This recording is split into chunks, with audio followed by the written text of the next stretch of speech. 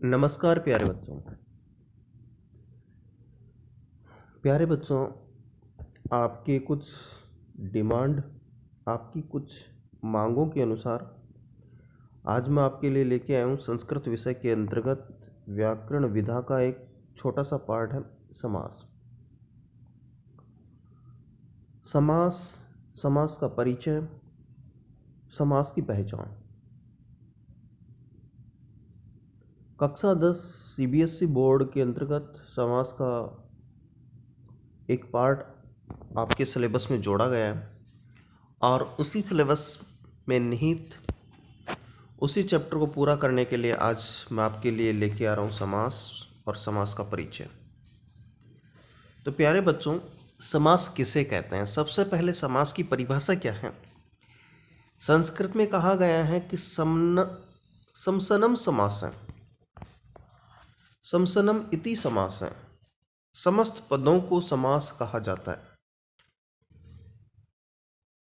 दूसरा इसका शाब्दिक अर्थ है संक्षेपणम, संक्षिप्त, छोटा, अर्थात दो या दो से अधिक पदों में प्रयुक्त विभक्तियों, समुच्चय, बोधक, चय आदि को हटा करके एक पद बनाया जाता है। कई बार क्या होता है, विभक्तियों का परिवर्तन होता है, कई बार विभक्तियों का परिवर्तन नहीं होता है। तो इन दोनों तीनों चीज़ों को आपको समझना पड़ेगा। पहले विभक्ति क्या चीज़ है, दूसरा समुच्चय बोधक जो एक ग्रुप को जोड़ करके रखते हैं जिसमें चय जैसे शब्दों की जरूरत होती है।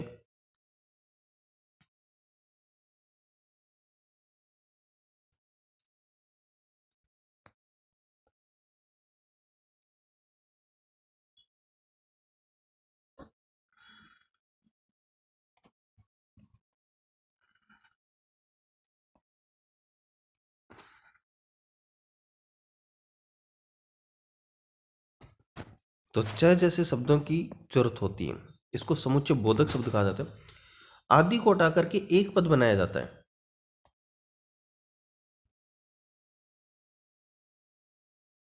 जैसे यथा, क्या कहा गया है? यथा,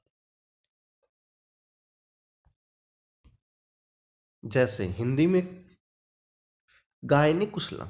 अब देखिए यहां पर क्या चीज है, गायन में कुशल। यहां पर ये पूरा शब्द, ये क्या ले रहा आज, थोड़ा सा मैं कोशिश करता हूं इसको यार।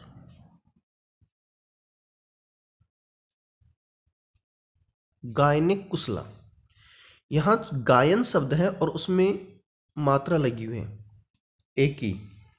एक चतुर्थी का एक वचन है। संस्कृत में विभक्ति होती है और विभक्ति का, चतुर्थी विभक्ति का एक वचन है। हमें क्या कहा गया, इससे ऊपरी लाइन में जिसमें मैंने ब्लैक कर रखा है वहां देखिए, प्रयुक्त विभक्तियों का लोप। अब आगे जाकर के आप इस पद को पढ़ोगे, गायन कुशला, इसमें एक की मात्रा जो होती है वो विभक्ति है, उसका लोप हो गया, यानी वो विभक्ति आपको दिखाई नहीं देगी। इसी प्रकार आप जिस भी समास को पढ़ोगे उसमें ऐसी विभक्ति और समुच्चय बोधक शब्द जैसे च, एव आदि का लोप हो जाएगा, वो आपको दिखाई नहीं देगी। चलिए आगे चलता हूं मैं थोड़ा सा। इसी तरह राज्य पुरुष है, राजपुरुष है, पदों में विभक्ति सीता च राम च, सीता रामों में समुच्चय बोधक च का लोप हुआ है। इस प्रकार या इसी प्रकार विद्या एवं धन, जैसे समुच्चय बोधक शब्द मैंने कहा था एव, तो यहां पर आ गया विद्या एव धनम, यश से विद्याधन। विद्या ही जिसका धन है, विद्या एव धनम यश से, विद्या एव का मतलब ही, धनम यानी धन, यश से जिसका है वो विद्याधन। अब इसका पूरा समस्त पद क्या होगा, विद्याधन। एव हटा दिया गया, यश से हटा दिया गया, बचा क्या, विद्याधन। ये बाकी के शब्द पर हटा करके उसको एक शब्द बना दिया गया, छोटा रूप बना दिया गया, इसी को समास कहते हैं। चलिए मैं आगे और बढ़ा देता हूं, थोड़ा सा आपको समझ में आ जाए। पदों में कुछ पदों का लोप और संक्षिप्त प्रक्रिया द्वारा गायन कुशला, राज्य पुरुषा, सीता रामो, विद्याधन पद बनाए गए। कहीं कहीं पदों के बीच में विभक्ति का लोप नहीं भी होता है। कई बार क्या होता है कि जो बीच के शब्द होते हैं उनका लोप नहीं होता है।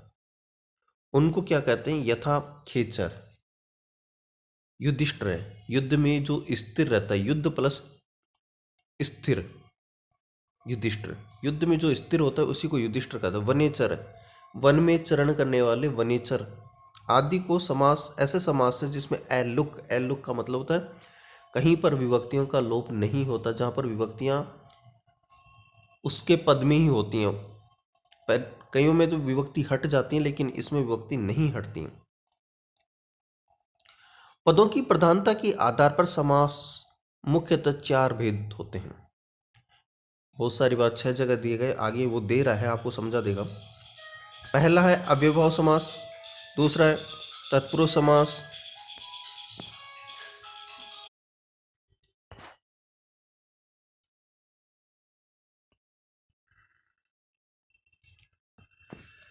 तो इस प्रकार से संक्षिप्त करने की जो प्रक्रिया है वो आगे तक ऐसे ही चलती रहती है। और समास संस्कृत में यहाँ पर आपको 4 प्रकार के बताए गए। पहला अव्ययभाव समास, दूसरा है तत्पुरुष समास, तीसरा द्वंद्व और चौथा बहुव्रीहि। इसके अलावा उन्होंने आपको बताया है तत्पुरुष समास के 2 उपभेद हैं, यानी भेद के भी भेद हैं। एक है कर्मधारय और दूसरा द्विगु। इस प्रकार से हिंदी में सामान्यतः समास होते हैं 6 और आपके यहाँ संस्कृत में है 4। अब देखिए क्या है अव्ययभाव समास। मैं बच्चों, मेरे प्रिय स्टूडेंट और छात्रों, आपको एक चीज़, बहुत कॉमन चीज़ समझनी पड़ेगी, और वो ये है कि आप पहचानेंगे कैसे कि क्या चीज़ है अव्ययभाव समास क्या है। क्योंकि समास की एक प्रक्रिया लंबी चौड़ी प्रक्रिया है और एकमात्र वीडियो से आपको मैं पूर्ण रूप से समझा नहीं सकता, लेकिन मेरी प्राथमिकता रहेगी कि आप मेरे पहले वीडियो को थोड़ा सा सही से देखें और जो मैं बोल रहा हूँ उसको थोड़ा सा सही से समझने की कोशिश करें, सुनने की कोशिश करें, तो आपको बहुत अच्छी तरीके से समझ में आएगा। अव्ययभाव समास क्या कहता है? अव्ययभाव समास, इस समास में पहला पद अव्यय होता है। देखिए 2 पद होते हैं, पहला और दूसरा। संस्कृत में जिसको कहते हैं पूर्व पद और उत्तर पद। पहले पद को कहते हैं पूर्व पद और दूसरे को कहते हैं उत्तर पद। अब इसमें 2 शब्द हैं। यहां पर जो आप इसको पूरे को पढ़ोगे, यथा पहला पद है और दूसरा है शक्ति।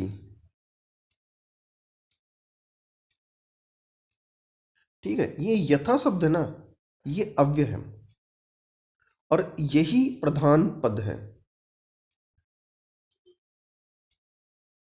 ये क्या है? प्रधान पद है। निर्विघ्न में निर है, उपगंगम में उप है और अनुरूपम में अनु है। ये इसका पहला पद है और यही प्रधान है। इसी के अर्थ के आधार पर इसको अव्यय घोषित किया जाएगा। समझ रहे हैं कि जिस समास का पहला पद अव्यय हो और दूसरा पद संज्ञावाची हो उसको अव्ययभाव समास कहते हैं। और इसकी एक सबसे बड़ी विशेषता क्या होगी मैं आपको बता दूं, जिसको आपको अंडरलाइन कर देता हूं। यथा तथा नपुंसक लिंग में प्रयुक्त होता है। थोड़ा सा मैं, ये स्लाइड आगे चली गई, चलो कोई बात नहीं, इसको चला लेते हैं। तथा नपुंसक लिंग में प्रयुक्त होता है। अव्ययभाव समास हमेशा नपुंसक लिंग, नपुंसक लिंग, आप अगर आपने संस्कृत रूप पढ़ रखे हो तो पुस्तक शब्द है या पत्र है। तो पहला क्या होता है? पत्रम, पत्रे, पत्राणि। ये पत्रम कई बार हम ऐसे भी लिख देते हैं, पत्रम।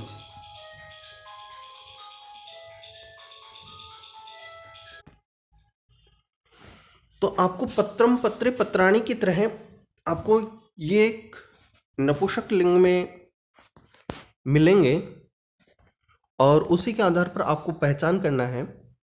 अब कैसे पहचानेंगे? यहां पर आप देखिए पहला पद दिया हुआ है यथाशक्ति, ठीक है। दूसरा निर्विघ्नम, निर्विघ्नम में जैसे मैंने लिखा वैसे ही है। ये जो मैं है ये आपके पकड़ में आएगा।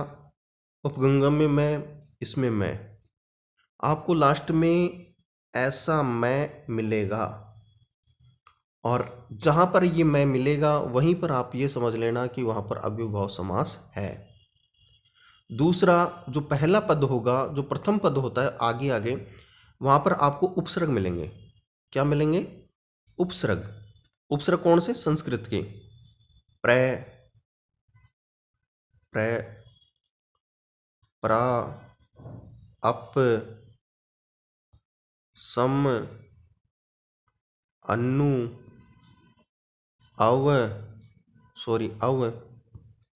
जैसे ये आ गया अनु, अब ये देख लो अनुरूपम।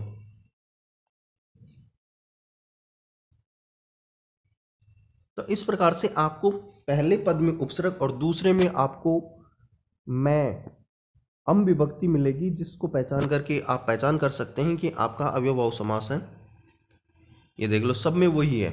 आप हर चीज में देखोगे यहाँ पर प्रत्येकम में भी मैं है, प्रतिगृह में मैं है, निर्मिक्षकम में भी मैं है, उपनद्यम में भी उप उपसर्ग हो गया, प्र हो गया, परा हो गया, निर हो गया, प्रति हो गया, प्रति हो गया।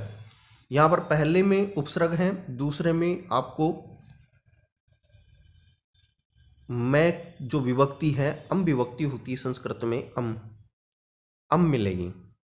तो जहां पर आपको अम विभक्ति मिले और उपसर्ग पहले पद में मिले, वहां पर श्योर कर लीजिए अपने आप को कि आपका अव्ययभाव समास है। अगर अव्ययभाव समास में आपको ज़्यादा दिमाग लगाने की जरूरत नहीं है, बहुत जल्दी आपको समझ में आ जाएगा, क्योंकि वहां पर आपके पास 4 ऑप्शन होंगे। 4 ऑप्शन में से या तो आपको ऑप्शन दे करके पूछा जाएगा इसमें कौन सा समास है, इति पदे कह समास, ऐसे कुछ लिखा हुआ मिलेगा, तो आप उससे पढ़ करके उसको पहचान लेंगे। चलिए मैं इसको हटा देता हूँ। अब आता है तत्पुरुष समास। इस समास में प्रायण उत्तर पद की प्रधानता होती है। उत्तर पद मैंने कहा पहला पद और दूसरा पद।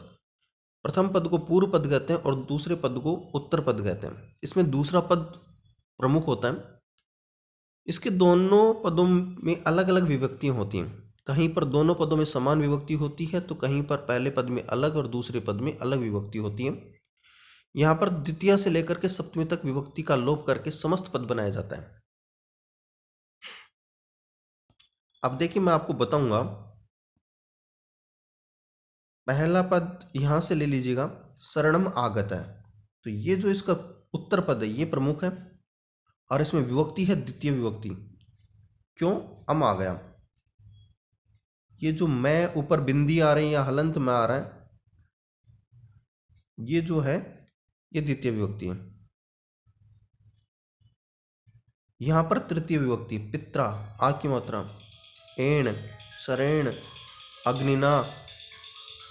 यार ये कौन है महानुभाव?